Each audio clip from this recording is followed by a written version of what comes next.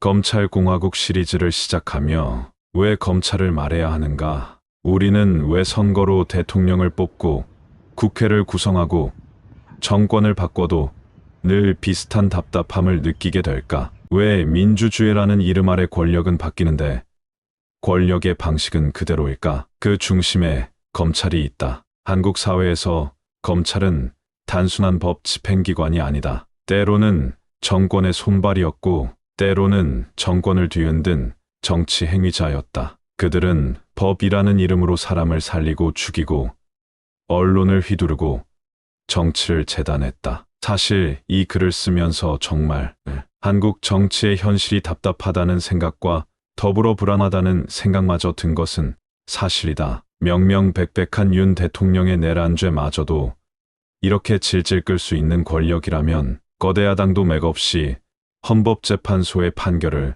구걸하고 있는 현실을 보면서 하지만 우리 한 사람 한 사람이 좀 더 현실을 이해하고 바뀌도록 스스로 움직여야 한다는 생각에 글을 적어 나가기로 결심했다. 지금 대다수의 시민들이 화가 나는 것도 두려움이 드는 것도 그만큼 지금의 검찰 권력이 상식의 선을 넘었기 때문이라는 생각이 든다. 대통령의 내란죄조차 제때 수사하지 않고 사건을 질질 끌 수 있는 권력. 하지만 이건 단순히 검찰의 직무유기 문제가 아니라 민주주의 질서 자체가 무력화될 수 있다는 경고음이라는 책임감을 가져야 할 때인 듯하다. 이 시리즈는 그런 검찰이라는 존재의 실체를 역사적 흐름부터 제도적 문제, 언론과의 유착, 해외 사례, 그리고 대안까지 천천히 하나씩 짚어보려는 시도다. 1. 검찰은 왜 왕이 되었나? 이 기소권의 공포 한번 지키면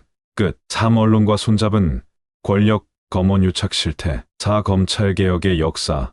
왜 매번 실패했나? 5. 외국은 이렇게 한다. 수사 기소 분리 사례. 6. 시민이 묻는다. 누가 검찰을 감시할 것인가? 7. 그리고 우리는 어떻게 바꿀 수 있을까? 1편 검찰은 왜 왕이 되었나? 한국 검찰은 세계적으로 유례없는 권력을 지닌 조직이다. 수사권과 기소권을 모두 가진 유일한 존재. 하지만 이 권력은 어디서 시작되었을까? 일식민 통치 도구에서 출발한 한국 검찰의 역사. 검찰의 기원은 일제강점기다. 조선 총독부는 식민지 조선을 효율적으로 지배하기 위해 중앙집권적인 사법행정 시스템을 구축했다. 이때 검찰은 경찰 위에 군림하며 식민 통치의 핵심 기구로 기능했다. 당시 검사는 행정, 사법, 수사, 기소, 감찰까지 모든 권한을 갖고 있었다. 이 권력 구조는 해방 이후에도 거의 손대지 않은 채 대한민국 정부로 이관되었다. 1948년 대한민국 정부 수립 이후 검찰 조직은 이군정의 법률 체계를 일부 수용하면서도 일제 강점기의 검찰 시스템을 그대로 유지했다. 이 군사 독재 시대 검찰은 정권의 칼이었다. 1960년대에서 80년대 군사 정권 시기 검찰은 유신 체제를 뒷받침하는 충직한 권력의 도구였다. 박정희, 전두환 정권은 반대 세력을 억압하기 위해 공안검사를 앞세웠고 검찰은 불법 도청, 조작 수사, 고문 자백을 묵인하거나 방조했다. 검찰은 정권의 뜻에 따라 수사하고 정적을 겨냥해 기소했으며 정권의 우호적인 인물은 수사 대상에서 제외시켰다. 이 시기에 검찰은 단순한 수사기관이 아니라 정권 유지를 위한 정치기획 조직으로 기능하게 된다. 3. 민주화 이후에도 바뀌지 않은 검찰 권력. 1987년 6월 항쟁 이후 대통령 직선제가 도입되며 한국 사회는 민주화를 향해 나아갔다. 그러나 검찰은 여전히 성역이었다. 표면적으로는 법치주의와 형사사법의 중심에 서 있었지만 실제로는 정권과 유착하면서 권력을 유지했고 때로는 정권의 정적 제거에 동원되기도 했다. 4. 정권의 도구에서 권력의 주체로. 문제는 검찰이 더 이상 단순한 도구가 아니라 스스로 정치의 플레이어가 되기 시작했다는 점이다. 수사로 전국을 흔들고 기소로 정치적 신호를 보낸다. 언론과 손잡고 여론을 만들고 무혐의 처리로 아군을 지켜낸다. 이러한 구조가 반복되며 검찰은 이제 대통령보다 더 오랫동안 권력을 행사하는 실질적 통치 세력이 되었다. 왜 검찰은 왕이 되었나? 검찰은 헌법상 독립기관이 아니다. 법무부 산하에 있지만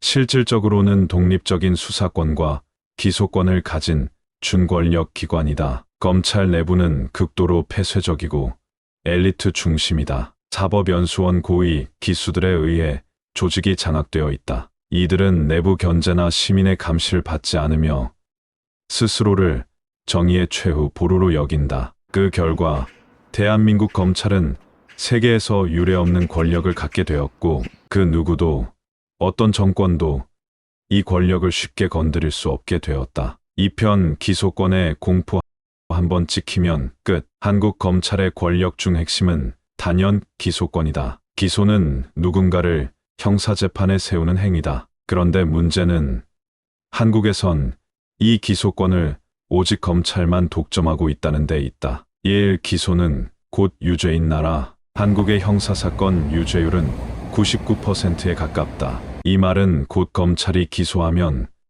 거의 대부분 유죄 판결이 나온다는 뜻이다. 즉, 검찰은 기소를 통해 사람의 인생을 사실상 결정할 수 있다. 기소되는 순간 재판에서 무죄를 받아도 이미 언론과 사회에서는 유죄처럼 낙인 찍힌다. 이게 바로 기소의 공포다. 이 기소되지 않으면 아무 일도 없다. 즉, 기소를 하지 않으면 아무 일도 벌어지지 않는다. 같은 범죄 혐의가 있어도 어떤 사람은 기소되고 어떤 사람은 기소되지 않는다. 이건 검찰의 판단에 전적으로 달려 있다. 수사가 끝나도 증거가 있어도 검찰이 기소하지 않으면 재판은 열리지 않는다. 즉, 검찰은 누구를 처벌할 것인가를 마음대로 정할 수 있는 셈이다. 3. 정적은 기소, 측근은 무혐의. 이 구조가 얼마나 위험한지는 실제 사례에서 드러난다. 정권과 대립각을 세운 정치인은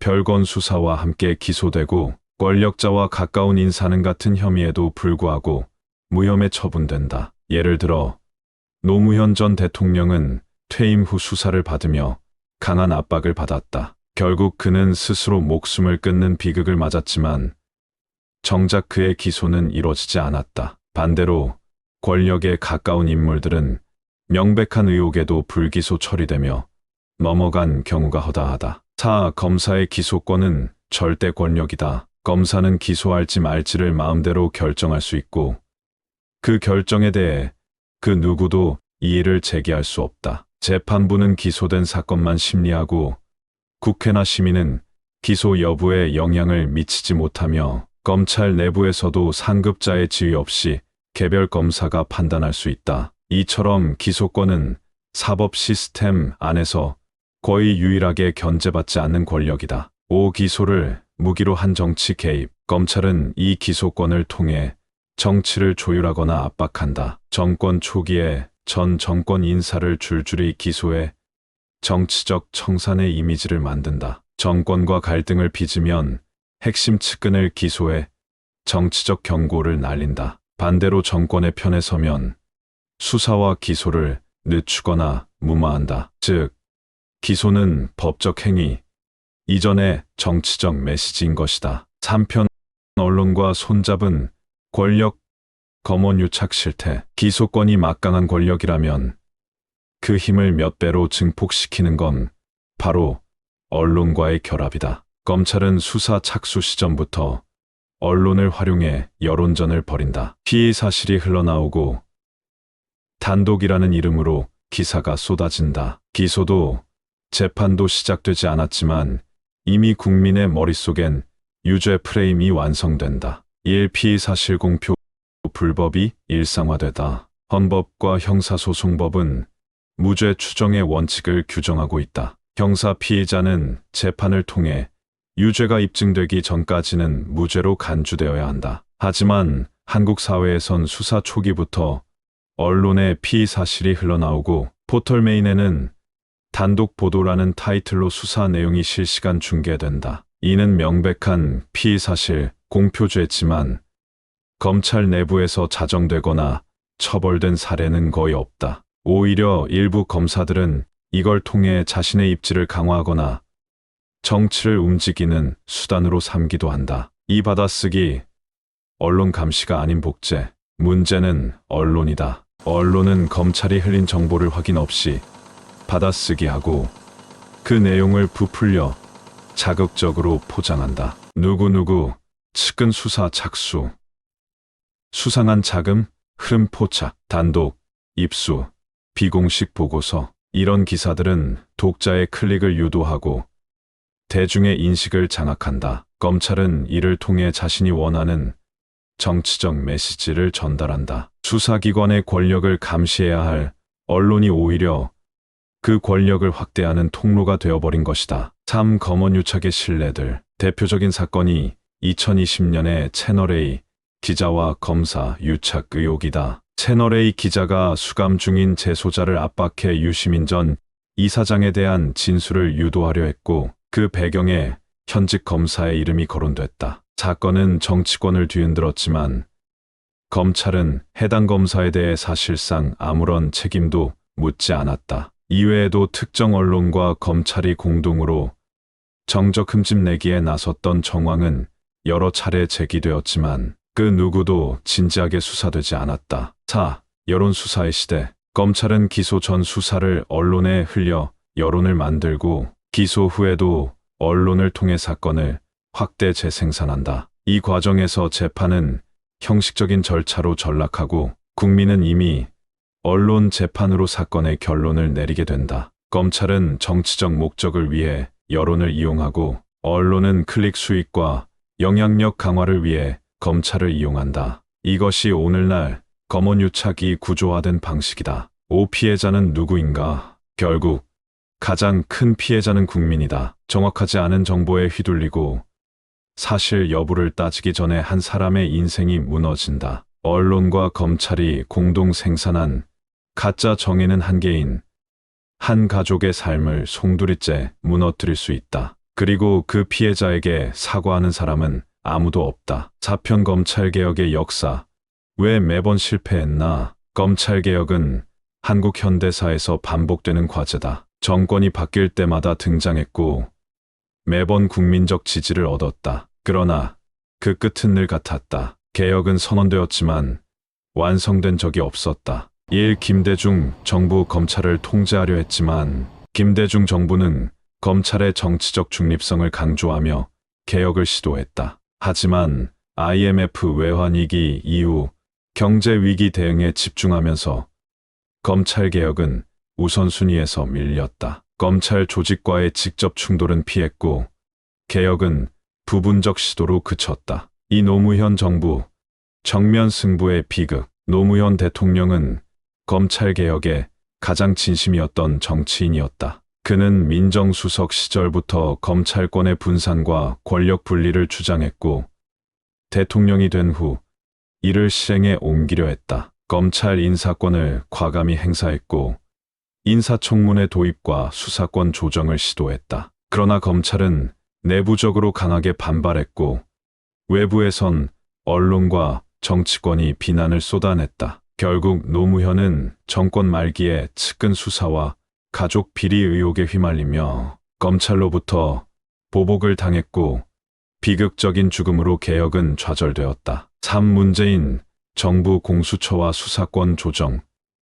그러나 문재인 정부는 공수처 고위공직자범죄수사처 설치, 검경 수사권 조정 등 제도적 개혁을 밀어붙였다. 초기엔 어느 정도 성과도 있었다. 공수처가 법제화되고 검찰의 직접 수사 범위가 축소되었으며 경찰 수사권이 확대되었다. 하지만 윤석열 검찰총장과의 정면 충돌은 개혁 동력을 약화시켰다. 조국 전 장관 사태를 시작으로 검찰은 대통령의 인사에 반기를 들었고 여권 인사들에 대한 전방위 수사를 통해 정권과 대립각을 세웠다. 결국 개혁은 정쟁으로 소비되었고 제도는 만들어졌지만 현장에서 실효성은 떨어졌다. 4. 윤석열 정부 개혁의 역주행. 윤석열 대통령은 전직 검찰총장 출신으로 검찰주의자라는 평가를 받는다. 그의 집권 이후 검찰은 다시 권한을 회복했고 공수처와 경찰은 유명무실해졌다. 검찰 출신 인사들이 정부 요직에 대거 배치되었고 정치적 수사는 더욱 노골화되었다. 문재인 정부 인사들에 대한 수사가 전방위로 진행되었고 검찰은 다시금 대한민국 권력의 중심에 섰다. 왜 개혁은 실패하는가? 검찰 조직의 강한 결속력 위기 상황에서 검사들은 매우 조직적으로 움직인다. 언론과의 유착 개혁 시도를 정치, 보복으로 프레임화해 여론을 흔든다. 정권의 한계, 정치적 부담과 내부 갈등, 리더십 부족으로 강한 드라이브를 이어가지 못한다. 시민사회의 집중력 부족, 초기에만 지지하다 시간이 지나면 무관심해진다. 검찰개혁은 단기간에 끝낼 수 있는 행정조치가 아니라 국가 권력 구조를 재편하는 헌정적 과제다. 그러나 지금까지는 정치적 계산 속에 그 본질이 흐려져 왔다. 보편 외국은 이렇게 한다. 수사권과 기소권의 분리 사례. 한국은 검찰이 수사권과 기소권을 모두 쥐고 있다. 그러나 대부분의 선진국은 이 권한을 명확히 분리함으로써 권력 남용을 방지하고 있다. 왜 우리는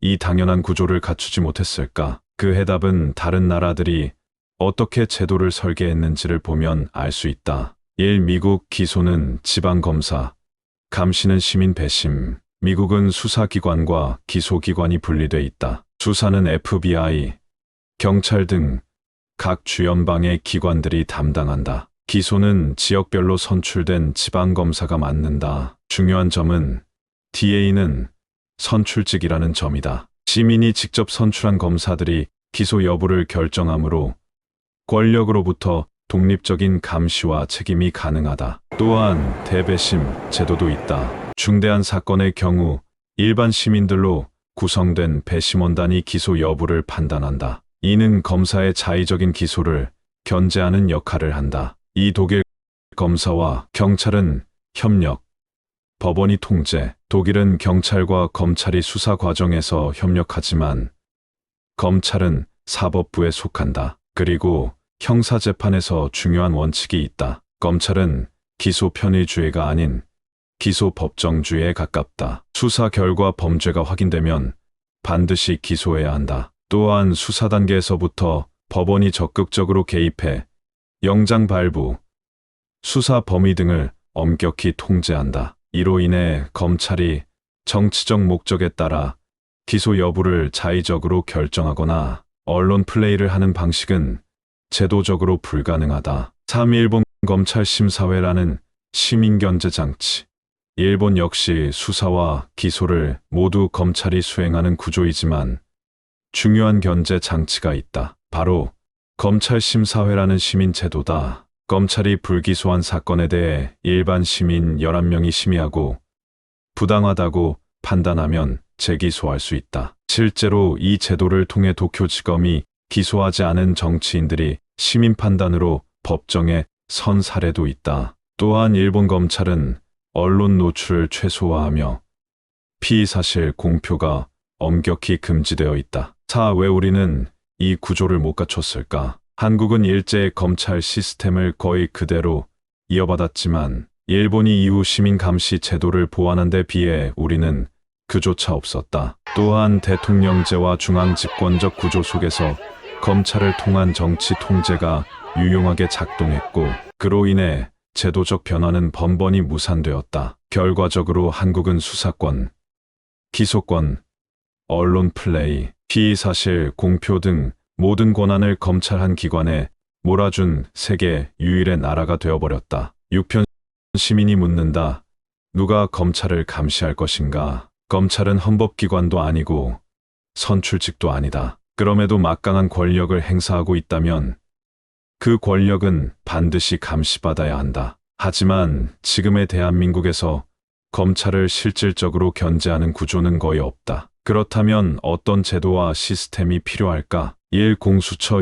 이름은 독립, 현실은 유명무실. 고위공직자범죄수사처. 공수처는 문재인 정부가 출범시킨 대표적인 검찰 견제 기관이다. 검찰, 판사, 경찰 등 권력기관 내부를 수사할 수 있는 조직으로 설계되었지만 인사 구성의 정치와 수사 역량 부족, 검찰과 경찰의 비협조 등의 문제로 인해 지금까지 실질적인 성과는 미미하다. 특히 정치권이 공수처장을 나눠먹듯 정하는 구조는 독립수사기관이라는 정체성을 무색하게 만들었다. 두시민기소 심의위원회의 제도화와 확대 필요, 검찰의 기소 독점권을 견제할 수 있는 제도 중 하나가 기소심의위원회다. 현재는 일부 사건에 한해 외부 시민으로 구성된 위원회가 기소 여부를 판단해 검찰에 권고할 수 있다. 하지만 이는 의무가 아니고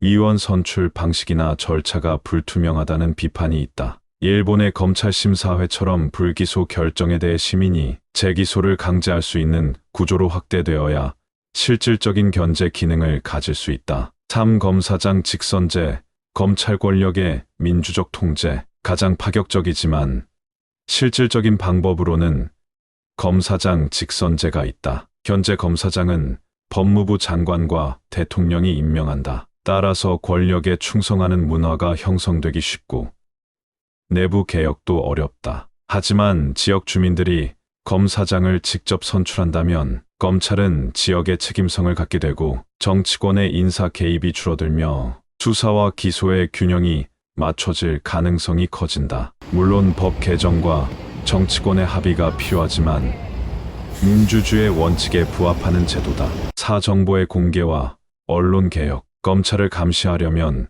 검찰의 활동이 투명하게 공개되어야 한다. 수사 기록의 일정 수준 공개, 기소 결정 사유 공개, 판결문 접근성 확대 등을 통해 국민이 검찰 활동을 이해하고 감시할 수 있어야 한다. 또한 검찰발 정보를 여과 없이 받아 쓰는 언론 환경도 바뀌어야 한다. 언론은 검찰과 일정 거리를 유지하며 사실관계 확인, 반론 제기 등 기본적 보도 윤리를 지켜야 한다. 5. 결국 시민이 중심에 서야 한다. 검찰 권력은 정치도 법도 아닌 시민의 통제 아래 있어야 한다. 제도도 중요하지만 제도를 움직이는 것은 사람이다. 시민이 관심을 갖고 감시하고 압박할 때만 진짜 개혁은 작동한다. 수사받는 사람만이 아니라 수사하는 사람도 법의 통제를 받아야 한다. 그 당연한 상식을 가능하게 만드는 힘, 그건 바로 우리 모두에게 달려 있다. 7편 그럼 우리는 어떻게 바꿀 수 있을까? 검찰공화국이라는 말은 단순한 과장이 아니다. 우리는 지금까지 수많은 사건에서 검찰의 권력 남용을 목격해왔고 그 피해가 얼마나 광범위한지 체감하고 있다. 이제 문제는 분명해졌다. 검찰은 너무 많은 권한을 가졌고 그에 비해 너무 적은 견제를 받고 있다. 그렇다면 우리는 무엇을 해야 할까? 어떻게 바꿀 수 있을까? 일상식으로 돌아가자. 권력은 나눠야 한다. 모든 권력은 분산되어야 한다. 그것이 민주주의의 기본이다. 검찰의 수사권과 기소권은 분리돼야 하고 검찰이 무소불위의 권력을 갖지 않도록 제도적 장치를 마련해야 한다. 기소 여부를 시민이 판단하는 구조, 수사는 경찰, 기소는 검찰이라는 역할 분리, 내부 감시뿐 아니라 외부 감시와 평가 시스템 도입, 검찰 개혁은 정치적 시도가 아니라 민주주의의 최소 조건으로 접근해야 한다. 이 정권의 의지를 넘는 사회적 공감대가 필요하다. 검찰 개혁은 어느 한 정권의 과제가 아니다. 정권이 바뀌어도 유지될 수 있는 지속 가능한 시스템이 필요하다. 이를 위해선 사회 전체의 공감대와 압력이 필요하다. 정권이 개혁을 주저하지 않도록 감시하는 시민, 이를 지지하고 분석하는 언론과 학계, 다양한 방식으로 검찰의 활동을 들여다보는 시민단체와 전문가 집단. 검찰 개혁은 결국 정치가 아니라 사회가 만드는 것이다. 3. 지금 우리 안의 권력 감각을 돌아보자. 검찰을 바꾸는 것보다 더 어려운 일은 우리 안에 있는 권력에 대한 맹신과 복종의 습관을 바꾸는 것이다. 검찰이 한다니까 뭔가 있겠지. 수사받는 거 보니까 뭔가 찔리는 거 아냐? 이런 식의 사고는 결국 권력을 감시하기보다 권력의 입장에서 세상을 해석하게 만든다. 권력을 믿는 것이 아니라 권력을 의심하고 검증하는 시민 감각. 그게 바로 민주주의의 기본이다. 차 바꾸기 위해 가장 먼저 해야 할 일. 이 시리즈를 통해 우리는 검찰의 역사와 권력 구조, 그리고 그에 맞서는 여러 제도와 시도들을 살펴봤다. 하지만 중요한 건 이제부터다. 주변 사람들과 이 이야기를 나누자. 검찰 관련 뉴스에 더 주의를 기울이자. 법 개정이나 개혁안이 나올 때 적극적인 시민의 목소리를 내자. 작은 실천이 모이면 큰 변화를 만들 수 있다. 검찰공화국은 결코 바뀌지 않는 운명이 아니다. 그 권력의 실체를 직시하고 바꾸려는 목소리를 내는 지금 이 순간부터 우리는 이미 변화를 시작한 것이다. 검찰은 권력이다. 모든 권력은 감시받아야 한다. 그 감시의 주체는 바로 우리다.